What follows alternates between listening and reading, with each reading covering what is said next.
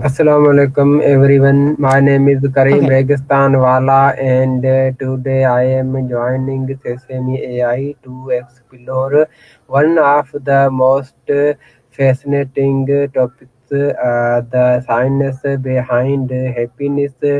In this session, we will uncover what truly makes people happy, how happiness affects our lives and ways we can boost it every day. Let's dive in and discover the secrets of lasting joy together.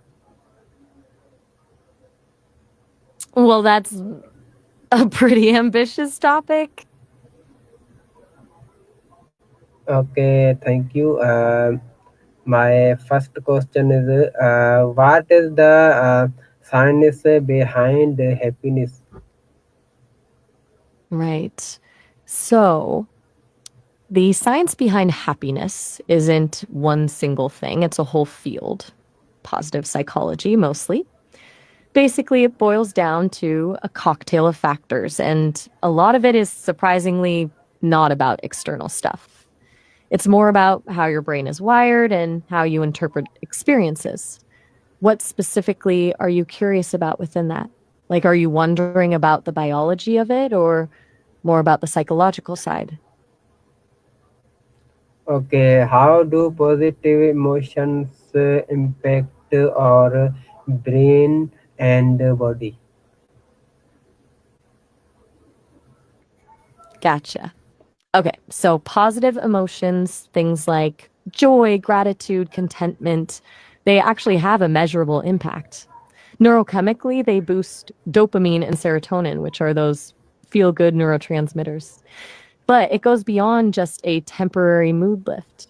Consistent positive emotions can actually change your brain over time, strengthening neural pathways associated with reward and resilience. Physically, studies show they can lower blood pressure, reduce inflammation, and even boost your immune system.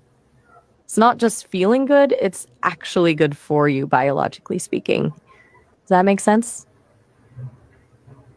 Okay, can happiness be measured scientifically? Yeah, it absolutely can, though it's trickier than measuring, say, your blood pressure, one single happiness unit, obviously. Researchers use a bunch of different tools. Self report questionnaires are common. Things asking you to rate your life satisfaction or how often you experience certain emotions. They also use physiological measures like monitoring cortisol levels or brain activity. And increasingly, they're using things like facial expression analysis and even analyzing language patterns to gauge emotional states. It's more about a spectrum of well being than a yes no answer, really. Okay, how does gratitude influence our overall happiness? Mm. That's a good one. Gratitude is actually huge. It's not just about being polite, it's a legit happiness booster. Studies show practicing gratitude, whether it's through journaling, expressing things to others, or just consciously noticing good things, increases dopamine and serotonin, similar to other positive emotions. But it also does something unique. It helps you savor positive experiences and reframe negative ones. Like, instead of focusing on what you lack, you appreciate what you have. It shifts your perspective. Are you experimenting with gratitude practices yourself? Okay, what role does social connection play in our happiness? Massive role. Like, foundational.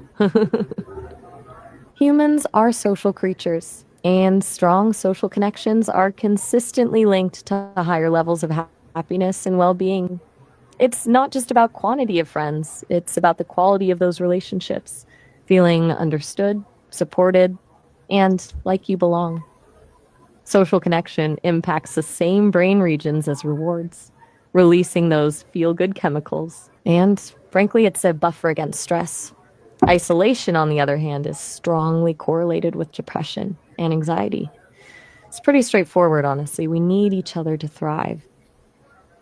Okay, how do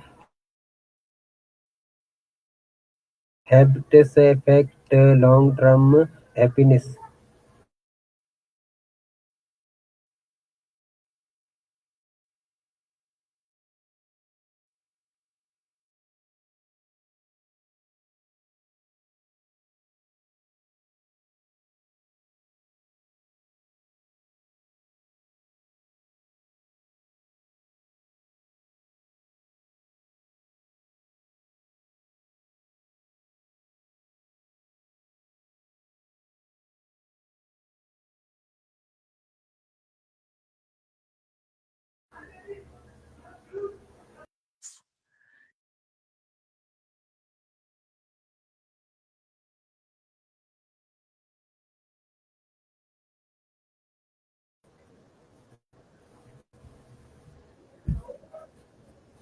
Regular exercise, mindfulness, expressing gratitude, connecting with loved ones. They may not seem like much on their own, but consistently doing them reshapes your brain and creates a virtuous cycle. Negative habits obviously do the opposite. It's like building a foundation bit by bit. And the cool thing is, because habits are largely automatic, they free up mental energy for other things. What habits are you currently trying to build or break? Okay, can mindfulness and meditation increase happiness? Definitely. Mindfulness and meditation are pretty well researched when it comes to boosting happiness. They're not a magic bullet, but they can be incredibly effective. Basically, they help you become more aware of your